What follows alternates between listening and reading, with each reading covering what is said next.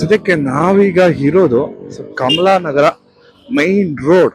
So ಇದು Kamla Nagar main road ಗುರು. So ಈ main road ಬಗ್ಗೆ ಮಾತಾಡೋದಾದ್ರೆ ಆಕ್ಚುಲಿ ಸಿಕ್ಕಾಪಟ್ಟೆ ಬ್ಯುಸಿ ಇರುವಂತಹ ರೋಡ್ ಯಾವಾಗ್ಲೂ. ಸದ್ಯಕ್ಕೆ ಈಗ ನಾನು ಮಧ್ಯಾಹ್ನ ಟೈಮಲ್ಲಿ ಹೋಗ್ತಾ ಇದ್ದೀನಿ. ಬಟ್ ಮಧ್ಯಾಹ್ನ ಟೈಮಲ್ಲಿ ನಾರ್ಮಲ್ ಆಗಿ ಇಲ್ಲಿ ಈ ವಾಹನಗಳು ನಾರ್ಮಲ್ ಆಗಿ ಇದೇ ಇರುತ್ತೆ ನೋಡಿ. ಟ್ರಾಫಿಕ್ ಇವತ್ತನ್ನೇ ಮಳೆ ಬಂದಿರೋದ್ರಿಂದ ಟ್ರಾಫಿಕ್ ಆಗಿದೆ. ಬಿಟ್ರೆ ಆಕ್ಚುಲಿ ಇಲ್ಲಿ ಇಲ್ಲಿಂದ ಶುರುವಾಗುತ್ತೆ ಸಿಕ್ಕಾಪಟ್ಟೆ ಬೀದಿ ಬದಿ ವ್ಯಾಪಾರಿಗಳು ಜೀವನ ಮಾಡ್ತಿರುವಂತಹ area and main road. Mainly ಈ ಒಂದು ಏರಿಯಾ ಕಮಲಾನಗರ ಮೈನ್ ರೋಡ್ ಅಲ್ಲಿ ಏನಿದೆ, ಒಂದು 20-25 ವರ್ಷಗಳ ಹಿಂದೆ ಬೆಂಗಳೂರಿಗೆ ವಲಸೆ ಬಂದು ಸೊ ಇಲ್ಲಿ ಜೀವನವನ್ನ ರೂಪಿಸ್ಕೊಂಡು ಸ್ವಂತ ಸೈಟ್ಗಳು, ಸ್ವಂತ ಮನೆ ಮಾಡ್ಕೊಂಡಿರುವಂತಹ ಬೀದಿ ಬದಿ ವ್ಯಾಪಾರಿಗಳ ಜೀವನದ ಸೊ ಮೇನ್ ಆಧಾರ ಸ್ತಂಭ ಈ ಕಮಲಾನಗರ ಮೈನ್ ರೋಡ್. ಸೊ ತುಂಬಾನೇ ಖುಷಿ ಆಗುತ್ತೆ ಆಕ್ಚುಲಿ. ಅಂದ್ರೆ ಈ ತರ ಒಂದು ಜೀವನ ಕಟ್ಕೊಂಡು, ಈ ತರ ಕಷ್ಟಪಟ್ಟು ದುಡ್ಕೊಂಡು ಸೊ ಅವರವರ ಸ್ವಂತ ಒಂದು ಬಿಸ್ನೆಸ್ ಮಾಡ್ಕೊಂಡು ಸೊ ಮಾಡ್ತಾ ಇರೋದು.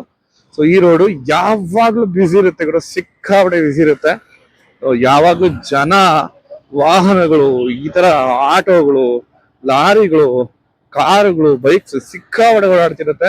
ಇದು ನೋಡಿ ಮಧ್ಯಾಹ್ನ 1-1:30ಗೆ ಇಷ್ಟೊಂದು ಜನ ಆಕ್ಚುಲಿ ಇರೋದು. ಸೊ ಮಧ್ಯಾಹ್ನ 1:30 ನಾರ್ಮಲ್ ಊಟದ ಟೈಮು. ಸೊ ಅಂಡ್ ನಾರ್ಮಲ್ ಆಗಿ ಎಲ್ಲ ಆಫೀಸುಗಳಿಗೆ ಹೋಗಿರ್ತಾರೆ. ಆದ್ರೆ ಇವಾಗಲೂ ಕೂಡ ಜನರು, ಸೊ ವಾಹನಗಳು ಸಿಕ್ಕಾಪಟ್ಟೆ ಬ್ಯುಸಿ ಇರುವಂತಹ ರೋಡ್ ಇದು.